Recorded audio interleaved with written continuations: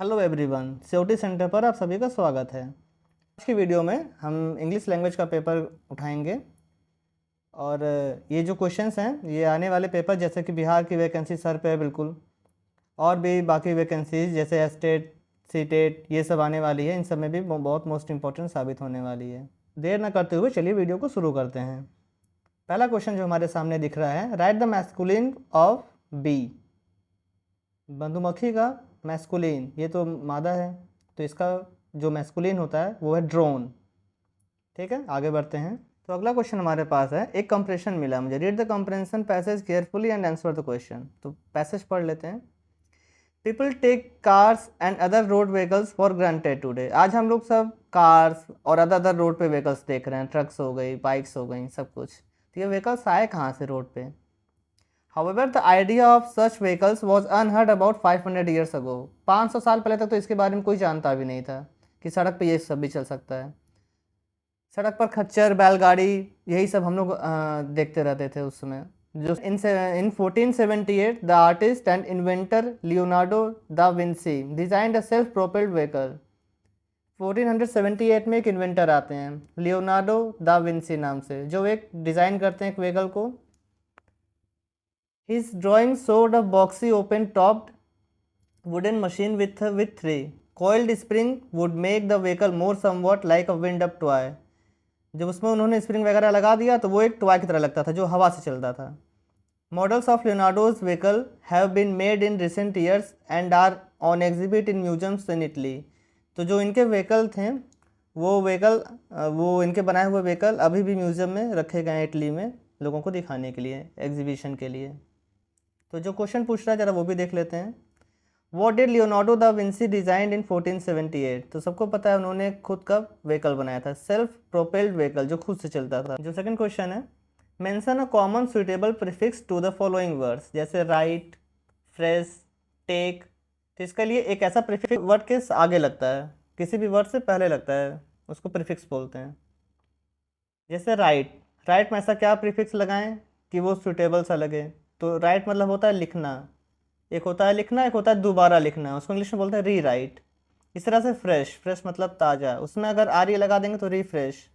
फिर होता है टेक, टेक होता है लेना, और इसको एक जो प्रीफिक्स लगा देंगे सेम आर ई तो बन जाएगा रीटेक। री राइट, रिफ्रेश, रीटेक, ये सारे एक कॉमन प्रीफिक्स हैं, एक साथ लग गए। ये देखिए, री राइट, रिफ्रेश एंड रीटेक, पुनः प्रयास करना। रिफ्रेश मतलब तरोताज़ा, रीराइट मतलब पुनः लिखना। ठीक है, समझ में आ गया होगा आप लोग को शायद। Complete the following sentence with an appropriate article. It is dash uniquely opportunity. तो यहाँ पे कैसा आर्टिकल लगेगा? आर्टिकल तीन तरह के होते हैं, ए, एन और द। ये तीन आर्टिकल अभी तक हम लोगों ने पढ़ा है, इन्हीं तीनों के बारे में ये पूछ रहा है। इन तीनों में से क्या लगेगा? It is the unique opportunity, no, नहीं सही है। It is an unique opportunity, हो सकता है, नहीं, यहाँ पे नहीं हट सकता। तो it is a unique opportunity, ये एक यूनिक अपॉर्चुनिटी है, it is unique opportunity. Consonant sound से शुरू होने वाले शब्दों के पहले आर्टिकल ए का प्रयोग करते हैं। जहाँ भी कॉन्सोनेंट साउंड आएगा वहाँ पे ए यूज़ करते हैं। जब भी वॉवेल आता है, अगर वॉवेल साउंड दिख रहा है तो वहाँ पे हम लोग यूज़ करते हैं एन, जैसे an apple, N orange.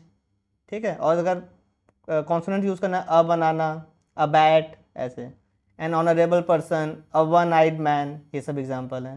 Identify the voice in the following sentence. Alexander Graham Bell invented the telephone. तो ये कैसा है, कौन सा वॉइस दिख रहा है? ये वॉइस दो तरह के होते हैं, एक एक्टिव वॉइस जो डायरेक्ट बोला जाता है, और एक होता है पैसिव वॉइस। ओके, यहाँ जो क्वेश्चन पूछा है, Alexander Graham Bell invented the telephone, तो ये हमें सीधा सीधा दिख रहा है अलेक्जेंडर ग्राहम बेल ने टेलीफोन को इन्वेंट किया था, तो सीधा सीधा उन्हीं की बात हो रही है, तो ये एक्टिव वॉइस है। आगे बढ़ते हैं। जहाँ पे भी बात सीधा सब्जेक्ट की होगी वो सारे सब एक्टिव वॉइस में आएंगे, और जहाँ पे सब्जेक्ट की बात कोई और करेगा, थर्ड पर्सन से आएगी, वो हो जाएगा पैसिव वॉइस। अगला क्वेश्चन देखते हैं। It's sweet in the following sentence a part of subject और प्रेडिकेट। तो पहले क्वेश्चन पढ़ लेते हैं। The mangoes in the basket are sweet. यहाँ बात क्या हो रही है, the mangoes in the basket, जो आम पड़े हैं बास्केट में वो मीठे हैं, ठीक है। तो द मैंगोज, मैंगोज सब्जेक्ट दिख रहा है सीधा सीधा क्योंकि मैंगोज की बात हो रही है। इन the basket, in the basket, basket के अंदर पड़े हैं, कोई टोकरी में पड़े हैं। आर स्वीट, मीठे हैं। तो मैंगोज के बाद जो भी दिखेगा वो सब प्रेडिकेट है। द मैंगोज यहाँ सब्जेक्ट है, बाकी ये सारे प्रेडिकेट हैं। Take the following sentence, the soldier fought dash courage. एक सेंटेंस पूरा करना है। यहाँ लिखा है द सोल्जर, सोल्जर कैसे लड़ाई करेगा, करेज के साथ, करेज के साथ, साथ के लिए इंग्लिश में यूज करता हूँ विथ, ठीक है। I am with you, with use करेंगे। अगला क्वेश्चन है, put in the correct pronoun in the reported speech of the following sentence. Rahul said to me I work in an office. Rahul told me that, ये हो गया direct speech, indirect speech. Rahul told me that dash work in an office. अब राहुल क्या है, subject है, तो राहुल का pronoun क्या होगा, एक प्रोनाउन जोड़ना है ना, तो राहुल का प्रोनाउन हो जाएगा ही। किसी भी मेल के लिए ही यूज़ करते हैं, और अगर कोई फीमेल है, कोई लेडीज़ की बात हो रही तो उसके लिए शी यूज़ करेंगे, एस एच ई, शी। आगे चलते हैं। Use the suitable conjunction to complete the following sentence. Conjunction क्या होता है, the joining of two words is known as conjunction. दो दो वर्ड्स को या दो सेंटेंसेस को ज्वाइन करने वाले वर्ड को कंजक्शन बोलते हैं। जैसे he was not only punished dash find, वो सिर्फ पनिश ही नहीं किया गया बल्कि उसको फाइन भी लगा, तो यहाँ पे बट आल्सो रहेगा, बट ले पर। He was not only punish but also find, उसे न सिर्फ पनिश किया गया बल्कि फाइन भी लगाया गया उस पर। He was not only punish but also fine, दिए गए वाक्य में को relative conjunction not only, not only जहाँ रहेगा वहाँ पे बट आल्सो का प्रयोग होगा, क्योंकि को रिलेटिव कंजक्शन नॉट ओनली को बट आल्सो फॉलो करता है। Read the compression of poetry and carefully answer the question. When I consider how my light is spent ere half my days in this dark world and wide, and that one talent which is dead to hide lows me useless, though my soul more bent, though my soul more bent। what is the meaning of word ere? यहाँ पे ere का मतलब होता है, देखिए time की बात दिख ही रही है यहाँ पे, ere half my days। कविता में एर का अर्थ होता है बिफोर, बिफोर मतलब पहले, ठीक है। Find out which is the part of predicate. Predicate का पार्ट क्या क्या है, एडजेक्टिव, डिटरमाइनर, कॉम्प्लीमेंट, क्वालिफायर। तो आंसर क्या है, एडजेक्टिव, डिटरमाइनर तथा क्वालिफायर सब्जेक्ट के भाग हैं, जबकि कॉम्प्लीमेंट विधेय है, विधेय मतलब होता है प्रेडिकेट, तथा विकल्प कॉम्प्लीमेंट शुद्ध है, तो इसका राइट आंसर होगा कॉम्प्लीमेंट। नेक्स्ट क्वेश्चन है, which word can not be place as head word in subject. कौन सा वर्ड सब्जेक्ट की प्लेस पे हेड वर्ड नहीं बन सकता, इनफाइनाइट वर्ब, जेरंड, वर्ब या एडजेक्टिव। आंसर है सी, सी हेड वर्ड नहीं बन सकता क्योंकि ये क्रिया होती है, वर्ब मतलब होता है क्रिया। सब्जेक्ट में इन्फिनेटिव, जेरंड तथा एडजेक्टिव का प्रयोग होता है, जबकि वर्ब का प्रयोग प्रेडिकेट में होता है, इसलिए सी ही सही है, इसका प्रयोग सब्जेक्ट में कभी नहीं होगा वर्ब का। आगे चलते हैं। A black bird is sitting in the tree, flew away. The word black is an, अब यहाँ पे black क्या है, एक सेंटेंस लिखा हुआ है, a black bird sitting in the tree flew away। एक काली चिड़िया जो पेड़ पर बैठी थी उड़ गई। तो इसमें क्या दिख रहा है, ये हेड वर्ड दिख रहा है, क्वालिफायर दिख रहा है, डिटरमाइनर दिख रहा है या कॉम्प्लीमेंट दिख रहा है। तो इसका राइट आंसर है बी, क्वालिफायर। क्यों, दिए गए वाक्य में ब्लैक शब्द क्वालिफायर है जो नाउन बर्ड को क्वालिफाई करने के लिए प्रयुक्त होता है। किसके पहले लग रहा है, बर्ड के पहले लग रहा है, इसलिए ये क्वालिफायर है, उसकी क्वालिटी बता रहा है, उसको क्वालिफाई करा रहा है, अतः विकल्प भी शुद्ध है।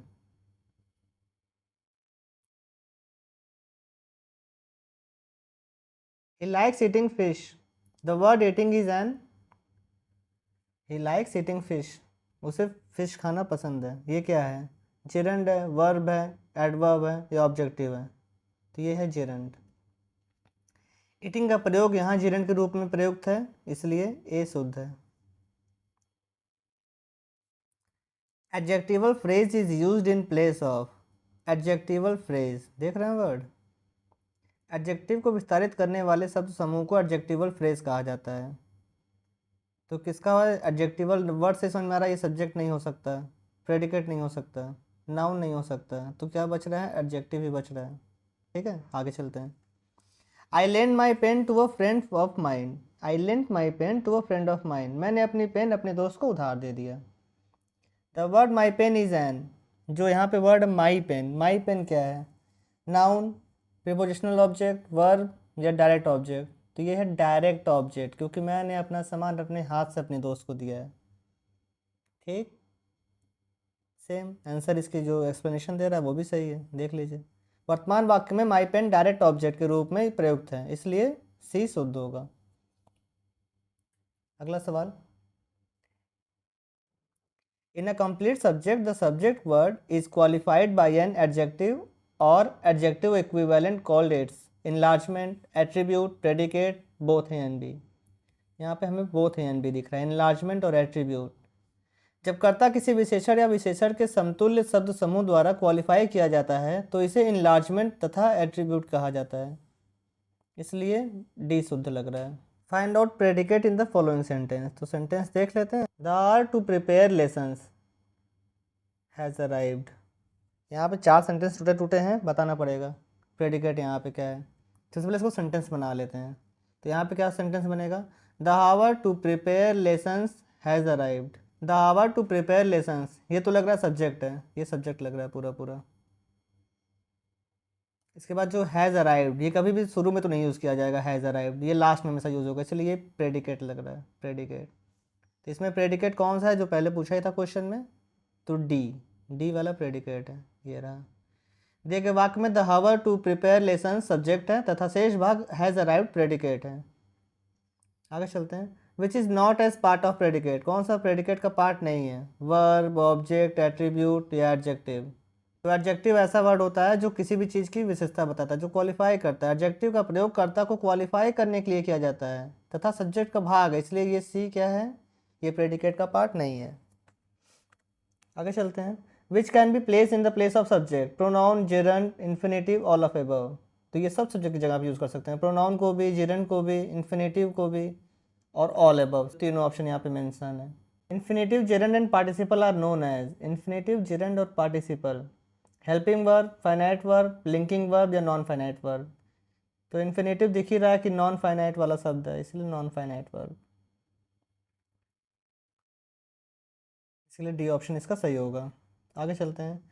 Object is used in dash section, किस सेक्शन में, सब्जेक्ट में, प्रेडिकेट में, बोथ में या नॉन में, नन ऑफ दीज में। तो इसको प्रेडिकेट में यूज़ करते हैं हमेशा, ऑब्जेक्ट हमेशा यहाँ जाता है और सब्जेक्ट हमेशा शुरू में रहता है।